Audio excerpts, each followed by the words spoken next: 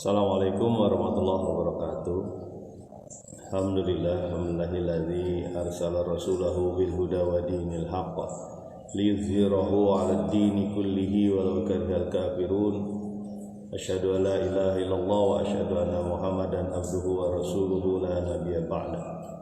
Allahumma shalli wa sallim wa barik ala sayyidina Muhammadin wa ala alihi wa sahbihi ajmain. Amma ba'd. Ayyuhan nas ittaqullaha haqqa tuqatih wa la tamutunna illa wa antum muslimun. Sadaqallahu wa sadaqa rasul karim. Alhamdulillah jamaah kampung takwa kaum muslimin dimanapun anda berada, mari kita lanjutkan lagi masih di surat Ar-Rum, surat yang ke-30 di juz yang ke-21. Kita sudah sampaikan bagaimana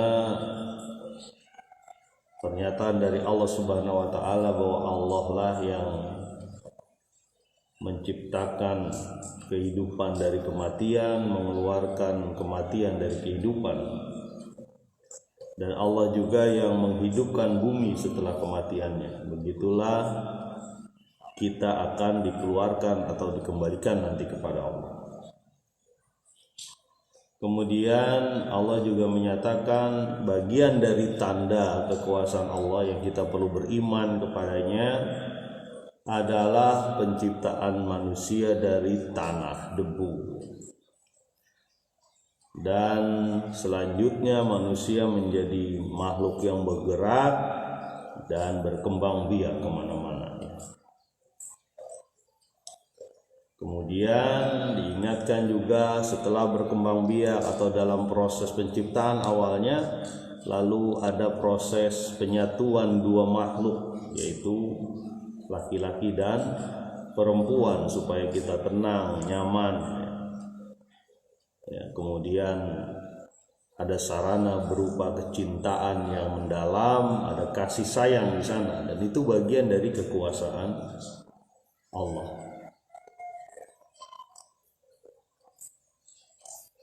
Mari kita lanjutkan di ayat yang ke-22.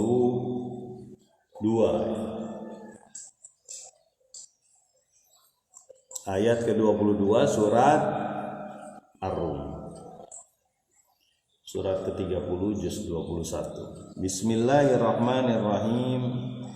Wa min ayatihi khalqus samawati wal ardi wa ikhtilafu alsinatikum wa alwanikum inna fi dzalika laayatin lil alimin.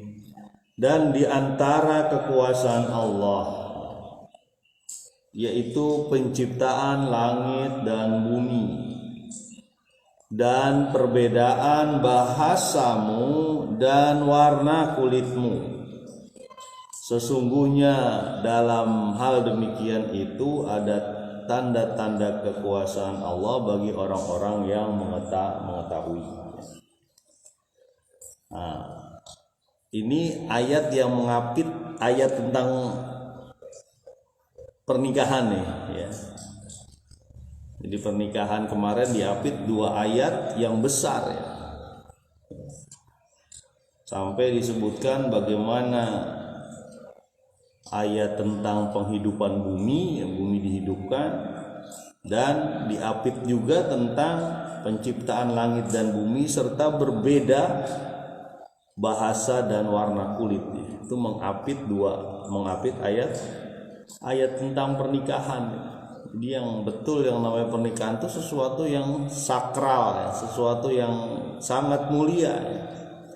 Mestinya kita persiapkan seperti kita mempersiapkan sesuatu untuk mencari rizki, itulah pernikahan.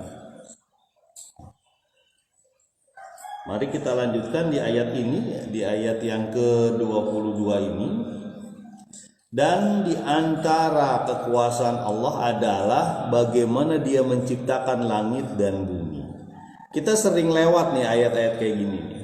Ya udah, betul Allah menciptakan langit dan bumi. Coba kita cek, ya. Betapa kecilnya kita yang namanya manusia.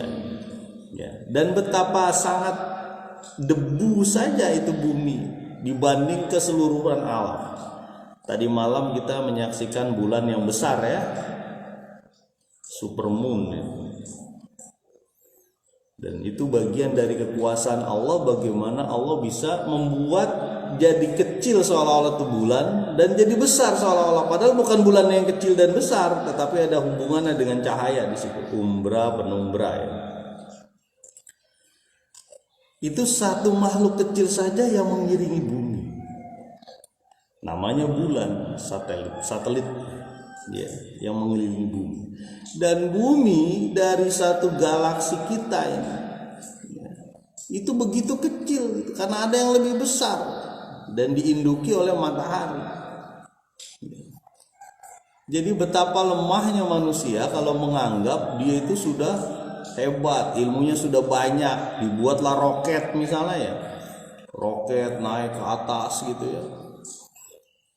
Gimana caranya supaya diatur sehingga bisa mendarat di bulan atau dia di terminal internasional space gitu ya, ruang angkasa. Dengan kemajuan yang tinggi luar biasa. Lalu ada juga ilmuwan yang bilang, berarti nggak ada nih dunia ini yang punya kuasa, dia mah datang dengan sendirinya. Itu gara-gara cuma melihat atau membuat satu alat yang namanya roket misalnya ya. Lalu ilmuwan itu ngomong begitu. Padahal itu kecil saja dibandingin keseluruhan. Ya. Planet Mars itu baru sekarang aja tuh ada yang datang ke sana, tapi itu juga bukan manusia. Ya, robot aja itu, jalannya robot itu cuma 10 cm pelan-pelan ya. Pesawat luar angkasa kecil ukurannya kurang lebih 240-an kilo itu datang ke sana untuk ngecek apakah ada kehidupan, pernah ada air gak di sana di Mars. Tapi Mars itu satu bagian kecil aja dari galaksi kita. Ya. Bumi kita ini kan luar biasa ya, lebarnya bagi kita itu luar biasa lah bumi ini. Indonesia kalau nggak salah 1/8 panjang bumi itu ya. Ujung Maroke sampai Sabang itu kurang lebih 1/8. Jadi 8 kali lagi baru bisa nyampe balik lagi itu sampai titik itu. Itu penelitian, kemudian pemikiran, kemudian menggali apa saja kandungan di tanah kita misalnya ya, di bumi itu nggak selesai sampai sekarang ya. Kita masih tidak mengerti bagaimana gunung bisa meletus, kapan dia bisa meletusnya, masih nggak ngerti kita, termasuk gempa. Itu bagian kecil saja. Kadang-kadang kan kita begitu tuh, mengetahui satu hal jadi seolah-olah bangga kita ya. Wah, kita berhasil memetakan dasar laut misalnya. Jadi kita tahu mana ada kawah di dasar laut, mana ada jurang atau palung yang dalam di dasar. Baru memetakan aja kita sudah bangga. Padahal betapa kecilnya yang kita petakan. Ya. Makanya ketika Allah menyatakan Allah lah yang menciptakan langit dan bumi, betapa lemahnya manusia. Serangga saja nih, hewan berkaki 6. Serangga itu hewan berkaki 6. Itu ada puluhan ribu jenis itu. Jenis, bukan jumlah. Ya. Jenis. Kita nggak kebayang tuh bagaimana seseorang meneliti serangga saja, satu serangga misalnya, nyamuk lah ataupun papatong lah, belalang, itu bisa jadi dokter itu ya. Bisa jadi orang yang hebat di mata manusia. Tapi itu cuma satu, nggak sanggup dia juga. Dan ketika dia udah jadi ilmuwan, dokter lah misalnya, ilmuwan, itu paling yang diteliti tentang apa? Cara makan belalang misalnya, ataupun makanan apa yang dimakan. Baru makanan apa, belum prosesnya bagaimana belalang bisa melompat sekian kali lipat dari tubuhnya, itu belum ya. Betapa manusia ini lemah sekali ya. Makanya Allah menyatakan ini bagian dari tanda-tanda kekuasaan Allah adalah penciptaan langit dan bumi. Kalau udah disebut langit, udah gak kebayang sama kita naik di atas, jauh banget. Ya, kalau kita naik pesawat terbang, ya, ketemu dengan awan. Ya.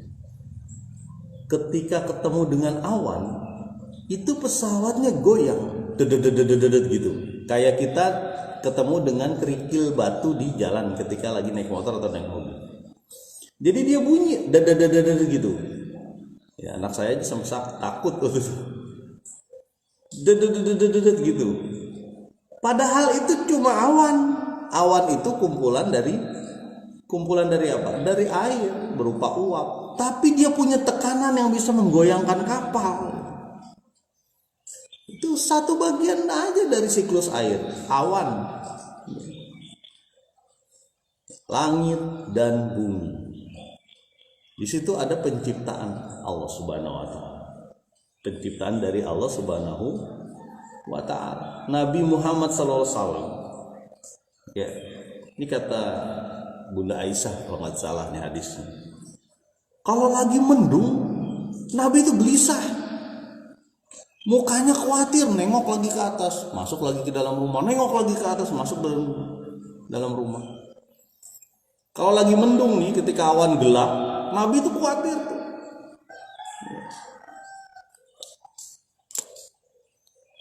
Kalau mulai hujan, turun hujan, Nabi senang. Lalu ya biasa berdoa ya, doanya Allahumma shayyiban nafi'an. Ditanya sama Bunda Aisyah, Ummul Mukminin, kenapa ya Nabi? Engkau kalau mendung awan ini kok gelisah sekali mukanya, melihat lagi ke atas lihat ke bawah ya. Bahasa saya. Kata Nabi, sebelum kita tahu mendung itu keluarnya air, kita khawatir. Karena apa? Ada orang-orang terdahulu yang dibinasakan dari mendung, yang keluar batu, yang keluar awan panas, yang keluar hal yang bisa menghancurkan, memberi azab. Karena memang mendung pun tentara Allah. Ya. Allah perintahkan. Gunung Allah perintahkan juga. Ya. Air memancar dari bawah Allah perintahkan. Ya. Bagaimana Nabi Nuh ya, dipancarkan air dari bawah, diturunkan air dari tanah, air dari atas, sehingga menjadi banjir bah. Allah perintahkan. Dan yang ketika dia surut, Allah juga perintahkan itu. Ya. Makanya kalau ada air di rumah kita itu berkah dari Allah Subhanahu wa taala bagi orang lain jika itu berlebih. Jangan didiemin aja. Ya. Nauzubillah. Makanya saya sampaikan itu ada hadis mengenai Allah mendiamkan orang yang menahan air. Ini ada hadisnya. Ya. Dia punya banyak air di rumah, didiemin aja, biarin dah orang lain pada susah air, yang penting saya enggak. Sampai Allah menyatakan begini, kamu menahan sesuatu yang bukan karena kerja tanganmu, bukan karena tanganmu itu ada air di situ. Ya. Bukan karena tangan kita kan, lalu kita tahan air itu. Ya. Padahal manfaatnya bisa jauh lebih banyak. Kata Nabi itu salah satu sedekah yang utama itu air. Ya. Orang yang ngurusin air juga, ya alhamdulillah mudah-mudahan berkah ya. Kembali lagi ke ayat ini. Jadi Allah yang menciptakan langit dan bumi. Waqtilafu alsinatikum wa alwanikum, dan perbedaan bahasamu, lisanmu, bahasa, cara berkomunikasi kamu, ya, dan alwanikum, warnamu, bahasa lainnya adalah kulitmu. Itu tanda kekuasaan Allah. Kenapa dihubungkan atau ditaruh ya? Ini dugaan saya. Ditaruh setelah kata-kata tentang langit dan bumi. Iya betul, gara-gara perbedaan penciptaan di langit dan bumi, maksudnya tempatnya, ya, terjadilah bahasa yang berbeda, terjadilah kulit yang berbeda. Ya. Contoh, orang Arab ini nggak ngerti, orang Arab ya terutama itu nggak ngerti yang namanya gado-gado mungkin ya. Kenapa? Karena di sana sayurannya kurang, kacang juga mungkin kurang. Ada kita mengenal kata yang namanya karedok, gado-gado, lalap, beda kan? Sudah beda. Kenapa? Karena di Indonesia, Melayu ya, Brunei, Malaysia, Thailand ya, itu adalah negara tropis, sehingga dia mengenal hal-hal yang berbeda, makanya bahasanya berbeda. Di Indonesia aja ini ada puluhan suku, dan di antara suku itu ada bahasa yang berbeda juga di suku itu. Contoh, di Sunda nih, ini ada beberapa suku-suku yang mungkin bahasanya berbeda. Ada suku Baduy itu ya di Banten, Sunda juga ya. Sunda yang dekat-dekat ke Jakarta mirip-mirip dengan Jakarta, ininya apa namanya, dengan Betawi ya, bahasanya ya. Ya, oradanta itu bahasa Bekasi kesana tuh, oradanta itu artinya apa, nggak jelas ya. Jadi ketika kita melihat bahasa, mendengar bahasa itu, kita yakin ini ada peran Allah di situ. Dari penciptaan langit dan bumi, yang buminya bisa berbeda-beda bentukannya, tanahnya bisa beda-beda, tumbuhan yang tumbuh di atasnya bisa beda-beda, menghasilkan bahasa yang berbeda. Ya. Di Jawa ada bahasa Jawa, ada bahasa Jawa yang orang nyebutnya agak keras gitu, ada yang bahasa halus gitu, ada ngoko, kromo, ya. Yang pernah saya sampaikan ya, orang Bogor pernah datang ke Bandung ya, murid-murid waktu itu ada acara kegiatan apa ya, keterampilan ya, dari SMP terbuka dulu, dari SMP terbuka Cahaya waktu itu ya di Bubula. Jadi itu keterampilan tentang sari buah waktu itu. Nah, murid saya itu orang Cangkrang tuh ya, orang apa, desa sebelah IPB ke sana, itu kampung sebelah IPB. Nah, kalau kita kan memang mengajarkan anak untuk mengenal teman-temannya yang perempuan, kenal sama perempuan. Ayo kamu paling nggak ada 10 orang yang kamu kenal di sini ya, silaturahim gitu ya. Nah, akhirnya mereka kenal tuh, walaupun agak dipaksa dikit tuh sama kita tuh. Ayo kamu kenalan, kan kamu pedagang, kenalanlah yang banyak gitu. Kalau perlu tawarkan, kenalan, ngobrol dan sebagainya. Ada tuh beberapa anak ngobrol nyampe ke stand kita waktu itu. Terus tidak tuh ngobrol ke stand kita. Nah, saya kaget waktu itu. Lah, kamu kok ngobrol pakai bahasa Indonesia, kan kamu orang Sunda dua-duanya. Yang satu dari Cianjur temennya nih, yang satu dari Cangkrang sini, dari Bogor. Apa yang kata murid saya yang dari Cangkrang? Nggak ngerti pak bahasanya katanya. Padahal dari Cianjur, sama-sama Sunda kan, tapi beda bahasanya. Ya. Ya. Sanes sama lain kan beda ya. Lain eta mah, sanes eta mah. Bahasa Sunda yang ngerti. Begitupun Melayu macam-macam tuh, mulai dari Aceh sampai Lampung itu Melayu lah sebenarnya. Mulai dari Aceh ada bahasa Aceh, ada bahasa Medan, ada bahasa Batak, ada bahasa Mandailing Natal, ada bahasa Melayu, ada bahasa Padang, ada bahasa Bengkulu, ada bahasa Jambi, ada bahasa Palembang, ada bahasa Lampung. Berapa bahasa itu? Padahal Melayu. Ya. Di daratan Malaysia pun begitu, di Malaysia Selatan itu mirip dengan kita, tapi Malaysia Utara tuh, Kelantan, Thailand Selatan itu paling 50% kita taunya itu bahasanya. Kalau Upin Ipin itu daerah selatan, kita 80% ngerti lah bahasa Upin Ipin ya, 20% kadang-kadang nggak ngerti ya. Ya. Seperti misalnya apa ya, darab, 2 darab 3, artinya 2 dikali 3. Darab kan nggak ngerti kita. Jadi bahasa itu bagian dari kekuasaan Allah. Ya. Dan di Arab pun begitu, ada bahasa-bahasa tertentu yang berbeda-beda sukunya. Bahasa yang murni Al-Quran. Ya, bahasa yang murni.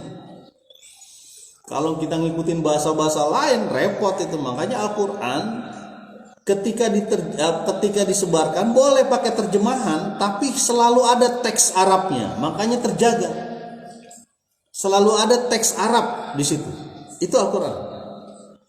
Ya, tidak diganti-ganti itu. Soalnya lain bahasa berbeda. Misalnya ya, yaitu di Indonesia ada bahasa tentang tadi keredok. Diartikan dalam bahasa Inggris apa tuh keredok? Salad mix, campur-campur lah gitu ya. Udah salad, udah mix, mentah lagi. Nah, gimana tuh nyebutnya? Campuran antara keredok apa keredok ya? Kacang panjang, kemudian apa? Ketimun, apa macam-macam ya. Dikasih saus itu ya, saus dari kacang tanah itu ya. Mentah lagi. Gimana tuh nyebutnya itu? Ya, jadi beda-beda. Dan itu bagian dari kekuasaan Allah. Orang yang berilmu mestinya memperhatikan bahasa, itu memperhatikan juga kekuasaan Allah di situ. Jangan sampai lewat. Ya. Kenapa terjadi bahasa di sini bisa saja dipisahkan oleh laut? Makanya bahasanya beda. Ya. Bisa saja dipisahkan oleh gunung, di sebelahnya ada gunung yang nggak bisa dia naik, lah beda lagi di sana. Ya. Bahasanya beda. Ya. Kemudian yang kedua adalah wa alwanikum, dan kulitmu, warnamu itu beda-beda. Ya. Kita nih ya, kalau naik motor nggak pakai sarung tangan, nih, beda kulit kita di sini nih. Sama yang di belakangnya nih, di tangan kita dengan yang belakangnya yang pakai jaket itu beda, lebih geseng di sini, lebih hitam. Ini kelihatan sendiri, ya beda. Begitupun kalau kita pakai sendal, sering kita pakai sendal, kemudian ada bekasnya kan di sendal itu, yang tali sendal kelihatan lebih putih. Ya berbeda karena matahari menyinari itu, ya. Jadi ketika bumi diciptakan dengan berbeda-beda keadaan, itu membentuk bahasa yang berbeda, membentuk kulit yang berbeda, bahkan bisa membentuk tinggi yang berbeda. Kenapa? Karena mungkin orang yang tinggi itu sering olahraga atau naik-naik dan sebagainya ya, termasuk mendapatkan pasokan kalsium yang banyak, misalnya di pinggir pantai dia banyak dapat kalsium karena ikan murah dan sebagainya. Jadi berbeda, tubuhnya juga berbeda. Ya. Bahkan suku-suku atau orang yang tinggal di daerah Mongolia itu kulitnya agak merah. Mongolia itu bawahnya Cina sedikit ya, atasnya India. Itu kulitnya agak merah.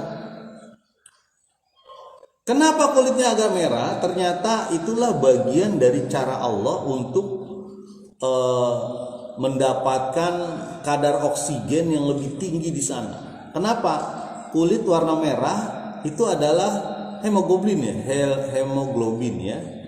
Sel darah merah yang berusaha dekat dengan udara dan itu mengikat ya, oksigen. Ini Pak Arfan ngomongin IPA apa? Ya betul. Jadi mereka agak berwarna merah karena mungkin Allah menciptakan. Karena Allah menciptakan dia tempatnya tinggi, oksigennya sedikit. Semakin tinggi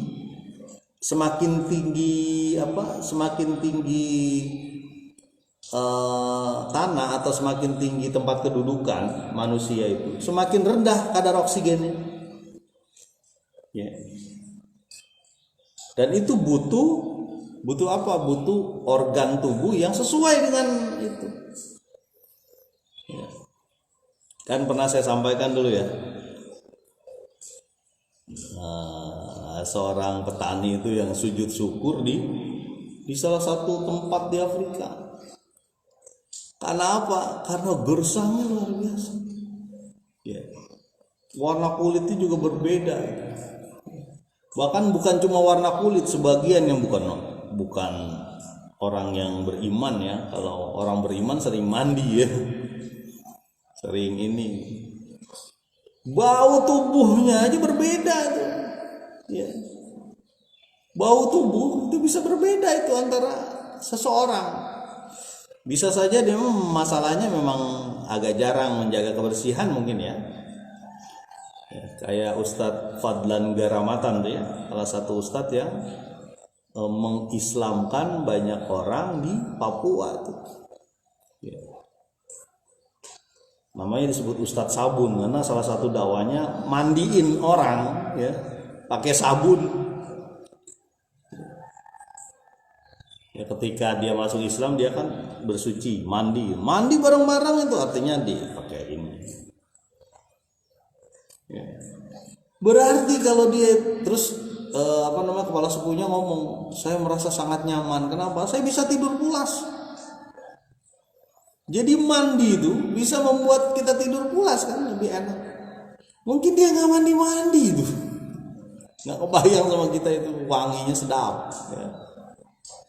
Dan mandi pun ajaran yang Allah berikan kepada kita umat Islam. Jadi mandi itu bagian dari kekuasaan Allah. Diperintahkan kita untuk mandi, untuk bersuci, untuk wudu. Ketika sudah melakukan hubungan suami istri kita mandi. Jadi begitu tahu Allah tuh terhadap kita. Bahasa kita dipengaruhi oleh langit dan bumi, penciptaan langit dan bumi. Begitupun kulit kita, tubuh kita. Ya. Kalau bahasa lainnya juga rambut kita. Rambut berbeda-beda juga. Pak, kalau ada yang nyemir rambut gimana Pak? Wah, itu ada hukumnya lagi ya. Emang kenapa sih rambut kita hitam itu bagus? Ini disemir-semir macam-macam. Sayang daripada disemir mending buat Palestina tuh. Saudara-saudara kita sedang membutuhkan, ya. Kadang-kadang kan begitu tuh. Kita mengeluarkan uang yang tidak penting, bahkan merusak orang. Ya. Kita mengeluarkan uang yang tidak penting bahkan merusak orang. Ya. Membuat orang sebel, membuat orang yang kita kalau kita punya nih ya, kita punya uang. Terus beli sound system misalnya, beli apa? Tempat ya sound system lah gitu ya. Ya mungkin bagus supaya kita ingat hiburan dan sebagainya. Tapi kalau hiburannya bikin orang susah, jangan ya. Tahan.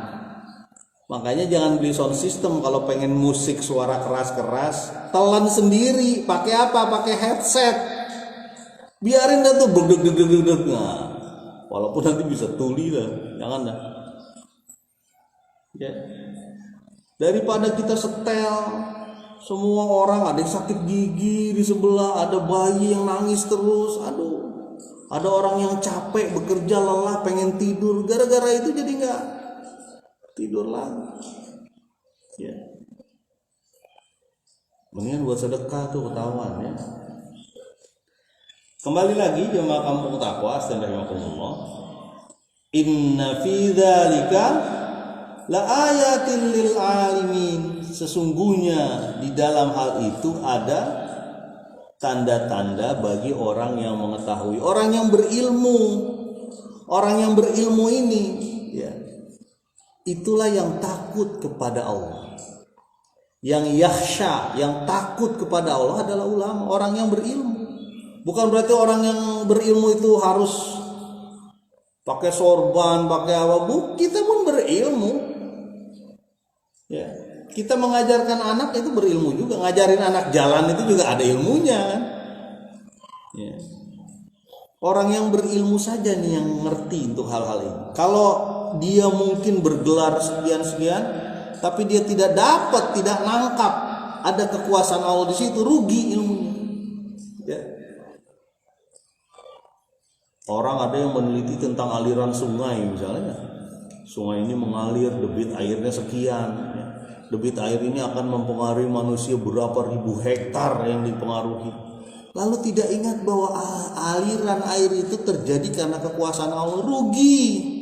Ya. Rugi banget itu. Kita warga Kampung Asten ini setiap hari ibaratnya mendengarkan air mengalir ya. Dengerin denge gitu, mendengarkan air mengalir. Mestinya setiap hari kita juga bertambah ingatan kita kepada Allah. Betapa berat, betapa banyak energi ataupun tenaga yang dibutuhkan untuk mengalirkan ribuan liter itu setiap hari lewat sebelah kita kali. Makanya ketika kita ke kali itu kita ingat bagaimana Allah memutarkan air ini. Ya, siklus air ya.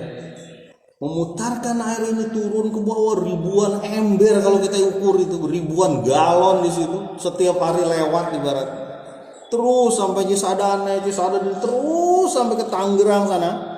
Dari Tangerang jadi di laut dan sebagainya. Lalu ada panas matahari naik berupa uap menjadi awan, dari awan dikirim lagi pakai angin ke sana ke sini, lalu turun hujan di mana-mana.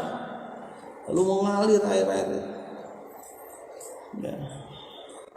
Kita niup balon aja rasanya capek ya. Kita niup balon misalnya 20 biji, capeknya luar biasa. Bagaimana angin yang digerakkan Allah untuk meniup awan sampai ke gunung sini? Berapa energi yang dibutuhkan? Betapa besar ya. Ayat selanjutnya di ayat yang ke-23. Wa min ayatihi manamukum bil-lail wan nahari wa batighaa'ukum min fadli inna fi dzalika laayatil liqaumi yasma'un. Dan di antara tanda-tanda kekuasaan Allah lainnya, manamukum bil-laili wan nahar, tidur kamu di waktu malam dan siang. Wabatigha'ukum min fadli, dan kamu berusaha atau bekerja untuk mencari karunia-Nya. Sesungguhnya dalam hal ini ada tanda-tanda kekuasaan Allah bagi orang yang mendengar. Nah, ini ada lagi. Allah menyampaikan lagi, kalau kita tidur baik siang ataupun malam hari, itu tanda kekuasaan Allah. Ya. Kita tidur di siang hari. Siang hari terjadi dari apa? Terjadi dari ketika bumi tidak menutupi cahaya matahari ya. Ya. Lalu kelihatan mataharinya. Kalau malam hari bumi menutupi cahaya matahari sehingga tidak kelihatan mataharinya, yang kelihatan bulan, padahal bulan terus-terusan bergerak. Bagian dari penciptaan Allah dan bumi. Ada orbit di sana. Ya. Ada tata letak yang selalu mengalir begitu dan nggak pernah nempel, nggak pernah tabrakan jeger gitu nanti di kiamat. Itu ada tata aturan Allah, malam dan siang. Di malam hari kita tidur, siang hari sempat juga kita tidur. Ya. Nabi juga menganjurkan tidur siang ya, walaupun tidak banyak waktunya. Di tidur itu pun ada bagian tanda-tanda kekuasaan Allah. Tahu-tahu kita bisa melek. Tahu-tahu kita bisa bangun walaupun ada misalnya ada keributan dan sebagainya, kita bisa bangun. Itu tanda-tanda kekuasaan Allah. Ya. Dan ketika tidur, kalau dulu nyebutnya defragmentasi. Defragmentasi artinya seperti disusun kembali, disusun ulang memori kita di otak itu, disusun ulang. Dan istirahat yang terbaik adalah tidur, naum ya. Kalau pagi diingatkan as-salatu khairu minan naum. Salat itu lebih baik dibanding tidur. Di saat itu ya, di salat subuh. Ya. Tapi Nabi juga mengajarkan kalau Anda betul-betul ngantuk, jangan sholat, tidur dulu. karena nanti sholat ngomongannya ngaco nanti. Bukan Al-Fatihah, nanti mungkin apa yang disebut. Ya, nggak boleh. Ketika sadar. Tapi jangan disengaja-ngajain menjelang maghrib. Dia sengaja tidur biar lewat nanti isya. Aduh, nggak boleh ya. Tidur adalah bagian dari caranya kita, Fatimah Azhar. Caranya kita untuk beristirahat. Ya. Dan itu diberikan oleh Allah dan tubuh kita punya hak untuk itu. Saya pernah dengar ada orang yang sampai 2 hari ya, 2 hari apa 2 hari setengah tidak tidur. Waduh, itu luar biasa itu. Ya. Makanya kita diberikan rasa ngantuk ya.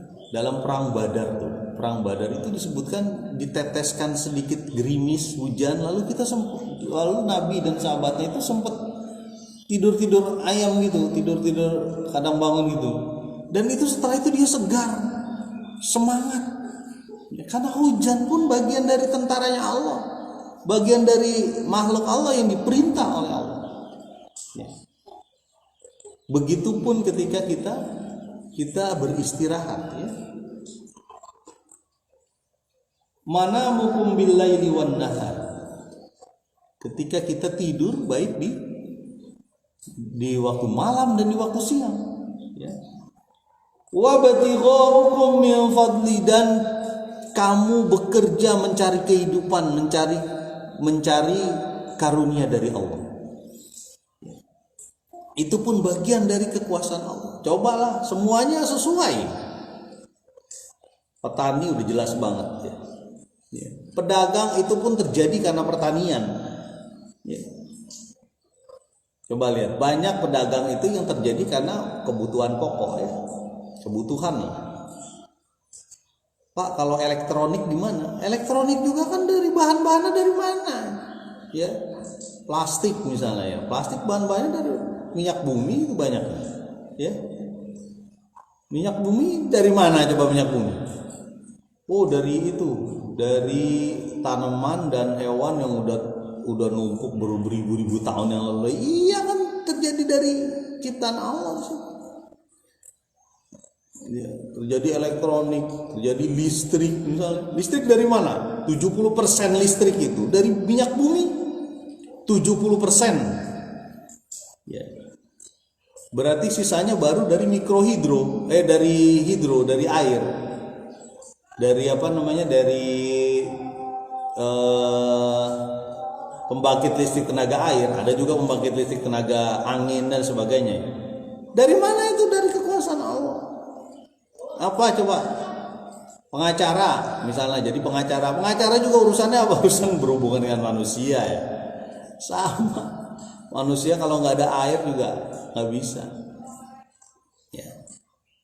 Jadi semuanya ini dalam kekuasaannya Allah, dan kita mestinya memperhatikan itu gitu.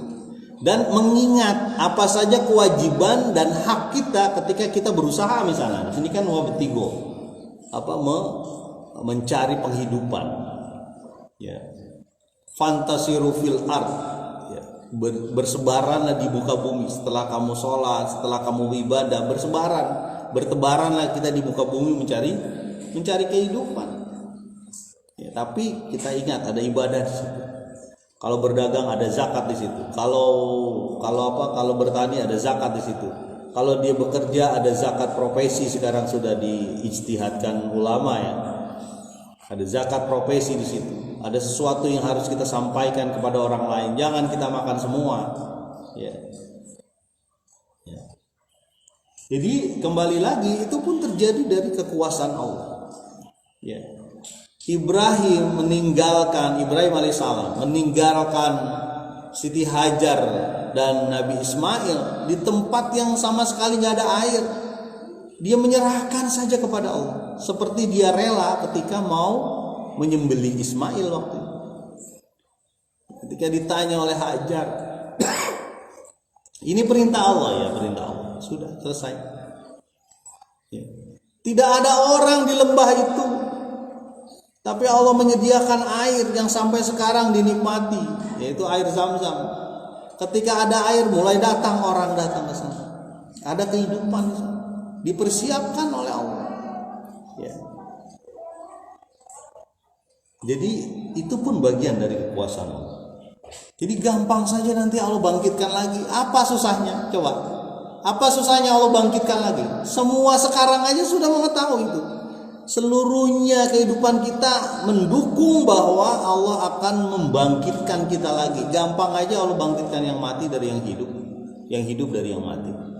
Ya. Coba kita perhatikan ujung ayat ini agak unik.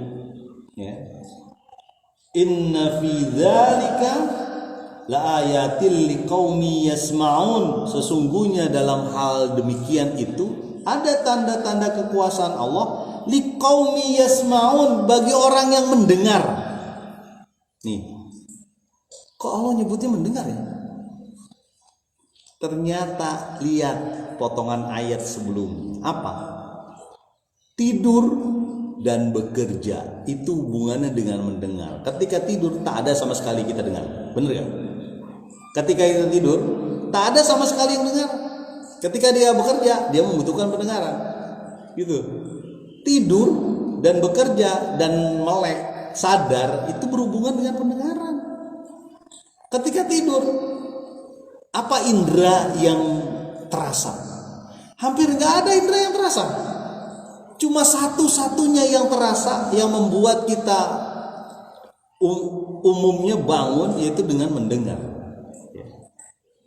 Disampaikan dengan bisa juga sih pakai goyangan gitu, kok ada apa gitu, goncangan. Tapi biasanya ketika kita tidur yang mendengar, fungsi pendengaran itu yang pertama normal. Jadi begitu cermat Allah ya dalam menyampaikan ayat ini, begitu cermat. Kalau urusan dengan ini ya berarti pendengaran. Masya Allah. Jadi semakin kuat kita kepada keyakinan kita kepada Al-Quran. Mestinya begitu. Semakin kuat kita. Oh ya, warna kulit beda-beda ya. Hidung ada yang mancung ya. Ada yang kuping telinganya berbeda-beda. Ada yang rambutnya juga ada yang ikal, keriting, kriwil, macam-macam ya. Badan ada yang pendek, ada yang tinggi, ada yang jangkung ya. Ya. Macam-macam. Itu berarti kekuasaan Allah di situ. Begitupun ketika kita tidur ada kekuasaan Allah di situ. Ya. Ya naudzubillah ya, jangan sampai terjadi tuh misalnya kita tidur terus dicabut nyawanya oleh Allah. Kalau kita tidur dengan ya banyak ibadah dan sebagainya ya alhamdulillah ya. Tapi bisa terjadi itu enggak bangun-bangun. Makanya bismika Allahumma ahya wa bismika amut. Aku serahkan seluruhnya itu, ahyaku, hidupku dan kematianku hanya kepada Allah. Karena Dia yang berkuasa untuk menyadarkan kita lagi itu Allah kan waktu itu. Ya. Yang berkuasa untuk membangunkan kita dari tidur, yang membuat pendengaran kita normal lagi adalah Allah Subhanahu wa ta'ala.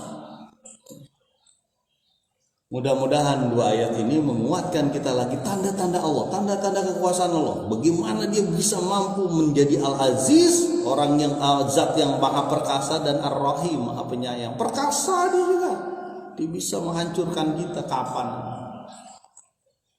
Mudah-mudahan bermanfaat. Subhanakallahumma wa bihamdika asyhadu alla ilaha illa anta astaghfiruka wa atubu ilaik. Assalamualaikum warahmatullahi wabarakatuh.